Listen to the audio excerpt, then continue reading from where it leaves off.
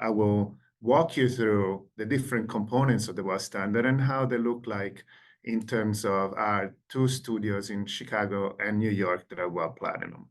My name is Stefano Tronci, and I am Associate Principal and Asia Pacific Sustainability Lead in SOM. I work in Hong Kong. As you can probably tell from my accent, I come from Europe. I'm Italian originally. I've been living and working in Asia for 17 years now, and I have been in Hong Kong for more than a decade. And I recently joined SOM in the role of Asia Pacific Sustainability Lead. So my role is to look over our projects in terms of sustainability, net zero, carbon reduction, wellness, and health. And I have a number of different accreditations, including WELL AP and WELL Faculty, which allows me to be able to speak to you about this standard. So without further ado, we have a lot of information to cover. And I want to make sure that we tackle the most important objectives, especially understanding the fundamentals of wellness in space, introduction to the WELL standard and the health movement behind it. And then we're going to have a little overview of the 10 WELL concepts, which is the main framework around the WELL standard and how they apply to SOM projects, specifically talking about our two studios in New York and in Chicago. They are both WELL Platinum certified and are two of our most beautiful and compelling interior design work. We like to think that we walk the talk in terms of sustainability and wellness, and we applied a lot of the WELL standard principles in our studios here. So before we start, though, I want to ask you a question, and I prompt you to answer in the chat or open your mic and share if you like. What does health mean for you? What is the meaning of health for you? Why don't you tell us a little bit about it? Just there is no right or wrong answer, just what pops into your mind. On being like mentally healthy, kind of just good. Clean air, not the absence of sickness, eating a variety of food. Very good prompts. Thank you for contributing. You will see that you are absolutely getting to the point, and the meaning of health cannot be only one. It's a multiple different faceted topic, and we can start from what the WHO, the World Health Organization, defines health like.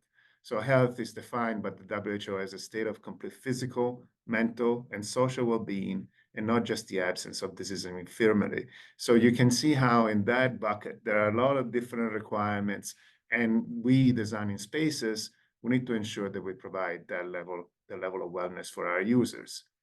And the state of health, so how healthy you are or anybody we designed for, it's dependent on a number of different determinants. Your behaviors, how fit you are, what you eat, your access to medical care, your genetic background, but by far the most impactful element that determines the state of your health is your physical and social environment, everything that surrounds you.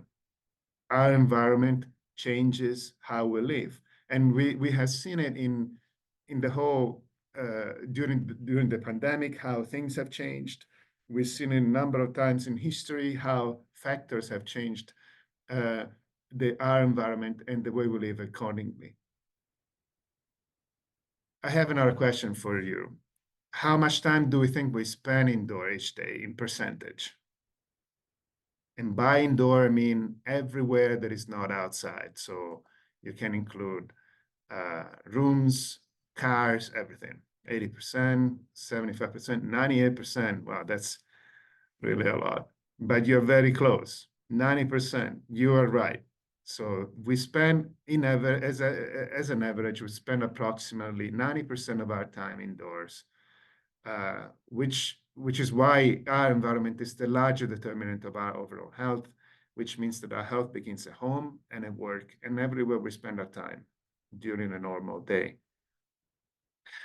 That's the prompt of, that's what prompted the International Wellbeing Institute to establish the WELL standard. The mission behind the IWBI is to lead the global movement for putting people first in business decision making and culture. And our spaces and buildings are absolutely at the center of that.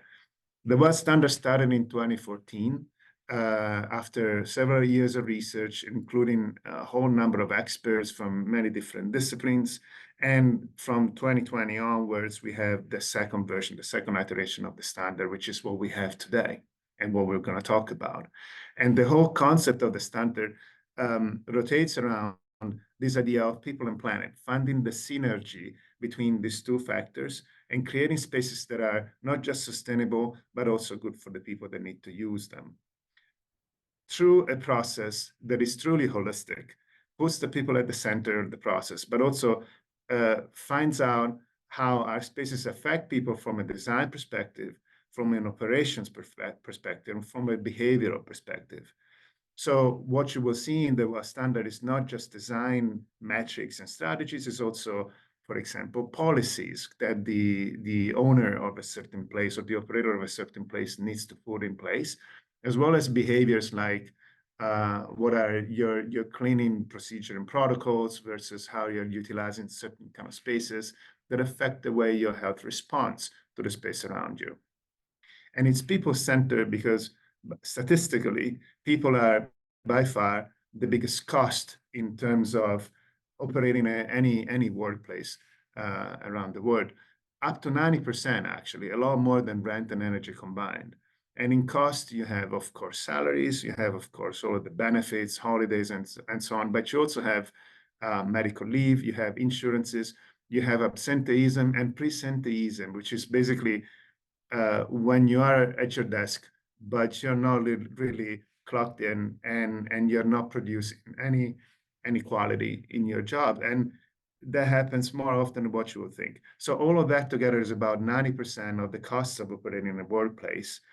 So focusing on people has a very high return of investment, which is one of the key pillars behind the WELL standard, which is also science-based, which is, of course, very important. Science-based by defining 11 different body systems that apply to WELL features. So the WELL features, the different components in which the standards is subdivided, basically they impact positively one or many of these different body systems. And the degree of impact that they have on these body systems defines how heavy they are weighed against each other in order to accumulate a certain number of points that equates to your certification. There are 10 main WELL concepts, which we're going to go through more in detail in just a minute. There are air, water, nourishment, light, movement, community, materials, mind, acoustic, and thermal comfort. So you can see how diverse and holistic is the approach to health from the WELL standard perspective. Below the 10 concept framework, there are all of the features in which the standard is subdivided, over 100 of them, that are divided into preconditions and optimizations. And the difference between these two is that the precondition are a number of features that are mandatory and give you absolutely 0 points, because the WELL standard wants you to establish a basic minimum level of health and wellness that has to be associated with every single project that is certified as well. And then there are different optimizations which are features you can choose from a list, creating your scorecard. And each feature gives you a certain amount of points. Certain points gives you a certain level of certification. If you go to wellcertified.com, what you find is more or less this kind of dashboard, which every feature is defined in terms of intent, which is very important. That's what we want to do with that particular feature. That's what we aim to achieve. There is a summary of how this feature performs and what's required about it and what's the study behind it. And there are different parts that needs to be complied with in order to ensure that you are that you're going to be compliant with that particular feature, and it counts towards your WELL score. Now, you chose your features, they've been accepted and compliant, you get a number of points, and they equate to different levels of certification. It can be bronze, silver, gold, and platinum. Of course, towards platinum, you require more points, it becomes more complicated to achieve it, but also the level of wellness of your project is going to be higher. And an interesting factor about the WELL standard certification process is that it requires you to recertify every 3 years. And that's a difference with our green building standards, because most usually you achieve a certification, you get through the whole process, you get your certification level, you put a logo on the wall, and that's pretty much the end of it. Instead, WELL wants you to recertify every 3 years according to the latest version of the standard, so that you will always perform according to the health and wellness of your users. And also ensuring that your performance is verified. There are a number of factors like air quality, water quality, light, thermal comfort, and acoustic levels that need to be verified through testing. So before you can be certified as a WELL certified project, you're going to have WELL assessors that come to your site and will ensure that you achieve the right performance according to the features that you have selected. So before we go into analyzing the concepts a little bit more in detail, another question that I want to ask you is, with what you know at this point about the WELL standard, if you were to design your studio today, imagine the studio where you're going to work after you get your degree, what would be your first health priority? What would you do in order to design for wellness, for your own wellness? So I can see Herman ensuring mental health is design, it's including your design, including light and air and accessibility for Kevin, natural light twice, air and social, thermal comfort, light again. You're very right. All of these things are absolutely fundamental to design for a wellness-oriented design. Oh, I like this last one, looking into comfortability and community and mental resting spaces. Very, very good. So let's get in. Before we dive into the WELL concept, I want to bring you to our home. I'm Hong Kong, but these studios are our kind of centers of design and excellency in the United States. SOM Chicago is located on Michigan Avenue, right in the heart of Chicago, our historical starting point of the SOM journey many decades ago. A studio that rotates around a central atrium, connecting 2 different floors, and SOM New York, located in World Trade Center building number 7, which is our design. And since a few years ago, we decided to take home in this building a level 27 and 28, as well, gravitating around the central space that brings people together. So I'm going to use these 2 studios to show you how we have applied WELL features into the design of our own studios, our own home.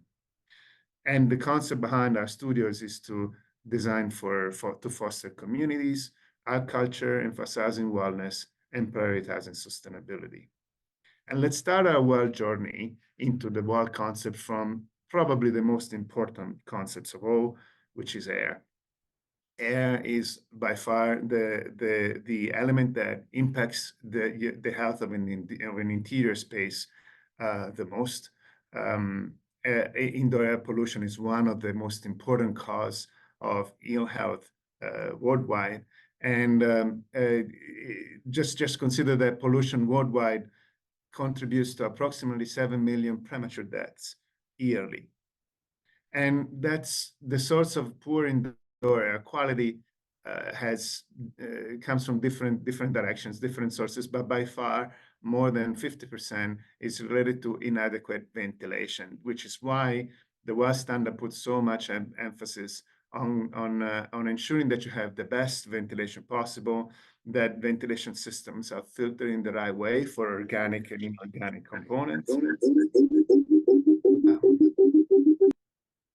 Thank you. That air quality is managed and controlled and monitored, so that you ensure that any single moment of time you have the best possible air quality.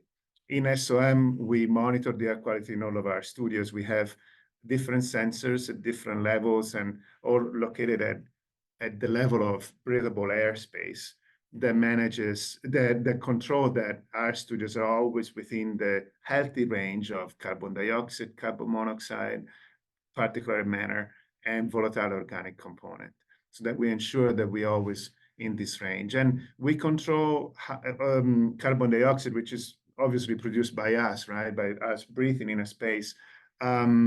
We control its level. We know that beyond certain levels, it impairs productivity, and ventilation applies to a certain moment of time in which maybe the office is completely full of people and carbon dioxide goes up. And through a certain demand and control monitoring system, ventilation ensures that carbon dioxide is always lowered down to levels that are healthy and produce the best possible environment to do our work most effectively. Another important concept is water.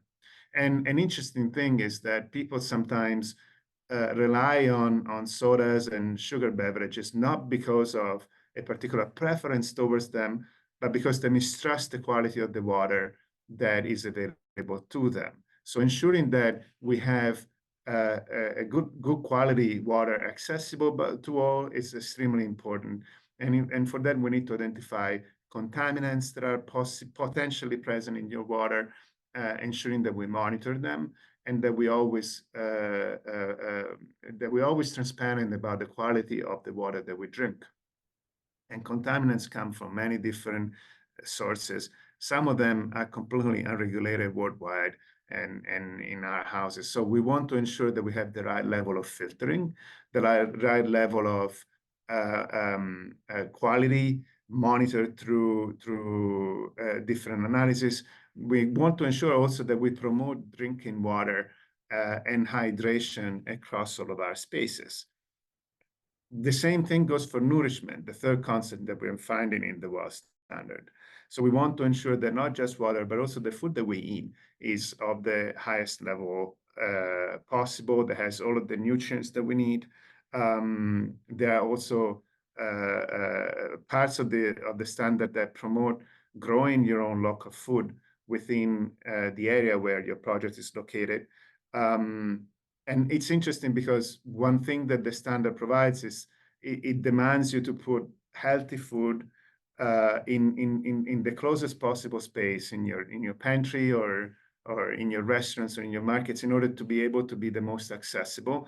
We tend to be humans in general are kind of are lazy species. We do the thing that is easiest to us all over the place. Think about if I play the guitar at home, if I want to play the guitar regularly, I need to put the guitar right next to my couch so that I will always see it and I will be induced to play it. Same thing here. If I put fruit and vegetables right next to me in the pantry of my studio, that's going to be what I'm most probably going to eat rather than some other food, less nutritious and less valuable.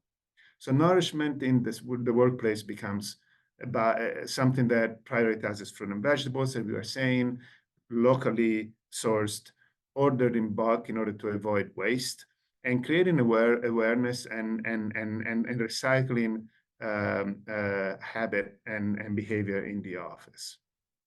In our office here in Chicago, you can see our pantry. So what is particular about our pantry to be designed as a WELL standard compliant? It's very open, you have plenty of light coming in. There is a lot of space for everybody to sit down in an office that has a few hundred people.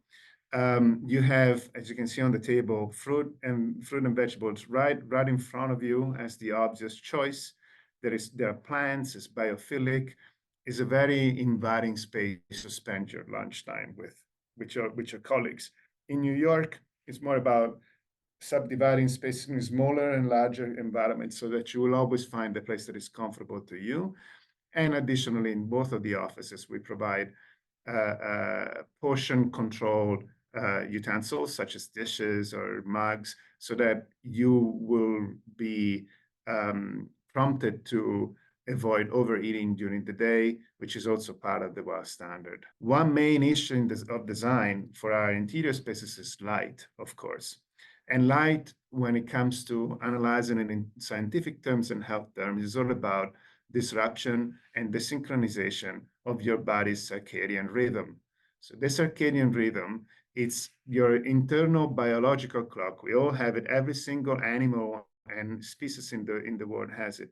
It's part of nature, and it tells you when it's time to get awake, to start your day, with the release of testosterone in your blood system, or when it's time to rest and go to bed, we're releasing melatonin instead in your bloodstream. So this happens every day, it happens all the time, but it can be disrupted by light. So the daylight is the kind of light that perfectly synchronizes with our own circadian rhythm. Any disruption to that tends to be desynchronizing it, creating imbalance in our sleep, and a number of different problems that can happen in our life. So we want to design around it, ensure that we maximize daylight, ensuring that we minimize things like glare or blue light towards the end of the day.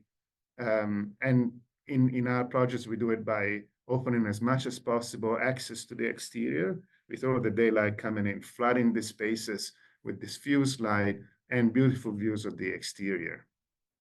Also, we have a tracing lighting system that basically dims lights during the evening as occupancy lowers in certain areas of our studios. So for example, in the external, in the evening, we're not going to have our meeting room being utilized that much, and those spaces start dimming down, creating, of course, an energy saving effect as well. At night, for some of us, like me tonight, that are working a little later, only the areas where we're working are going to be lit up, and they're going to be warm lights and not blue lights. Additionally, we have, for example, shutters that roll down automatically as the lower sun in the morning or in the evening hits our windows in our New York studio.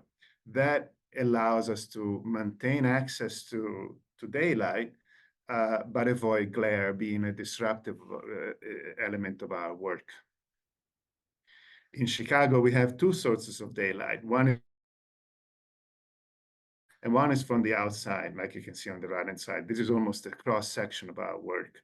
And you can see how diffuse light coming from an atrium located in the middle of a project can be very beneficial to the lighting quality of an office space. Next concept is movement, designing for physical activity, designing for ergonomic seating and furniture, making sure that people have an active choice always available to them, because our modern world encourages to sit down, encourages sedentary behavior, which is the reason why we have such a higher BMI in just the last few decades, spreading across the whole world. It's a problem that every single society feels. So why do we want to act against it? Just 10% or more physical activity, of high physical activity, worldwide, could allow us to avert more than 500,000 deaths, just 10% more.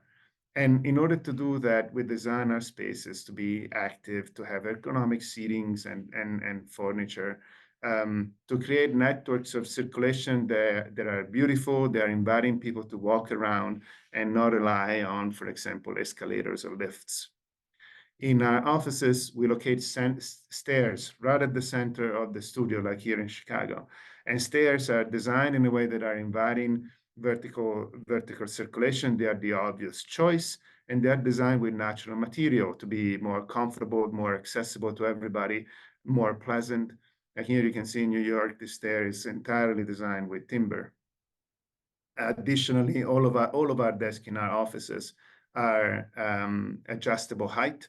So with a very simple gesture, you can adjust your whatever levels you like in order to ensure that you don't sit all the time. And our seating chairs are as ergonomic as possible. So that's how we design for movement. In terms of thermal comfort, This is another concept of the WA standard. You know, like working in a studio, I always find people that are either cold or hot, and it's the same kind of environment for both of them. And that's because thermocomfort is a very subjective matter. Everybody reacts differently. Everybody has a different body type, a different metabolism, and being in a uncomfortable situation when it comes to thermocomfort impacts your work quite substantially. And there are a number of environmental factors that impact the way you're comfortable or not. Temperature, airspeed, humidity, radiant temperature, they're all things that we can control within an interior environment quite easily. And one thing that I particularly like about the WA standard is that it defines thermal zoning. So it gives you the possibility of creating areas that are slightly colder or slightly warmer so that anybody can find their preferred working environment within a larger office space. Sound is another comfort level, comfort that is very, very important. And sound disruption can come from many different sources. And even in this case, it's a very subjective matter. There are people that work with music, people that need to be completely isolated in a focus mode. So finding the right balance between these things is very important. Even here, the WA standard suggests you to map different areas according to the sound levels, as well as providing reverberation and noise reduction elements through the design. In both in Chicago and New York, we have all of our ceilings that are designed in a way that absorb the noise and sound as much as possible, because we like to think about our studios as open communities where we want to collaborate. In order to collaborate, you need to get together. You're going to have design debate, and people will love voices like me being disruptive to the work of others. So we need to ensure that noise is controlled, and we ensure different kinds of work across the whole studio by integrating the sound panels that you see on the ceiling, giving the possibility for people to get into super focus mode and isolate themselves into rooms like these ones that are specifically dedicated to working in isolation from the rest of the office, or like in the pantry in Chicago, basically spray painting the open ceiling with sound absorptive material. Materials is another very important element of our design. Of course, we choose materials usually in our industry most often because of these, but health is a very, very important factor as well, because materials can be, of course, there are components like lead, asbestos, mercury that are known carcinogenic elements that need to be eliminated and potentially remediated from the places where we work. But there are also other things like volatile organic components, which are chemicals, emissions from materials that can be very harmful to your health. So we want to control them. We want to be transparent about the materials that we choose in order to ensure that they come with basically the list of ingredients that they are composed of, so that we know what we're using, right? And that they are certified. In SOM, we choose materials that way, and we try to prioritize as much as possible natural materials that are the most sustainable and most often the healthiest choice as well. That has a direct mirror into our material libraries in our offices. So we're going to start having our material choices surrounding us. So very similarly to what we were talking about before in terms of nutrition, you put fruit right in front of you, most probably you're going to eat that. Similar here, we surround ourselves with natural, healthy materials in our libraries that are conducive to the right choice to be integrated into our process as well. The last two concepts, mind is very important, of course, mental health for all adults and occupants of our space. And by mental health, we want to include everything that relates to a state of well-being that realizes your own potential and can cope with normal stressors, can allow you to work productively and contribute to your community surrounding you. So design strategies that are going in that direction and promote this kind of spaces include a number of them.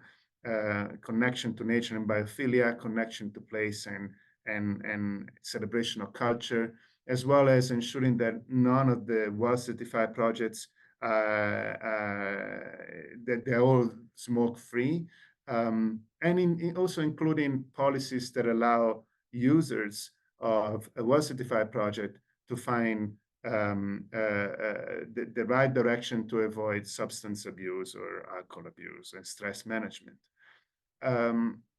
So we want to design spaces that support mental health. And for example, in our New York office, we surround the whole perimeter by a number of different plants that are chosen from for different reasons, their health impact, as well as the local native culture. Up to 93 trees surround the perimeter of our office, so that you always have this kind of biophilic touch, which is enhanced by the timber finishes and the natural light that permeates all of the spaces, as well as in Chicago, our living wall of plants, that it's always the one thing that every visitor remarks as a very nice touch and an appreciated design element in our design, in our office. And mental health can take the shape of a booth that allows you to have a safe conversation with your peers or with somebody who wants to help you. It's very important that office spaces become places where you can regenerate mentally as well as physically in order to do your job best. Last concept that I'm going to cover is community.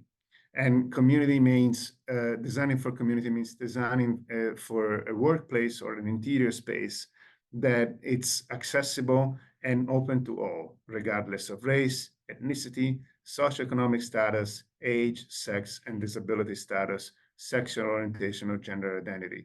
So all of these factors are important to create a diverse and equal workspace as much as possible, creating an inclusive environment in which everybody can find purpose and therefore kind of that sense of home and belonging that is so important in order to conduct a healthy life, to reduce your stress and find meaning in your work.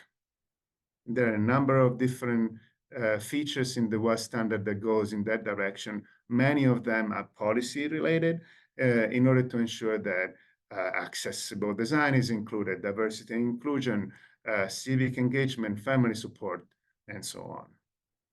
In our design, we try to create these community spaces in many different areas to ensure that people come together, they find that sense of belonging and family at work kind of space, always connected in open, safe, naturally lit environment that allow you to establish this kind of relationship with your coworkers, like in the Forum in New York City, which is the center of the whole space, a place that naturally allow people to get together and spend the day, have design debate or conversation about a movie that they just watched as well.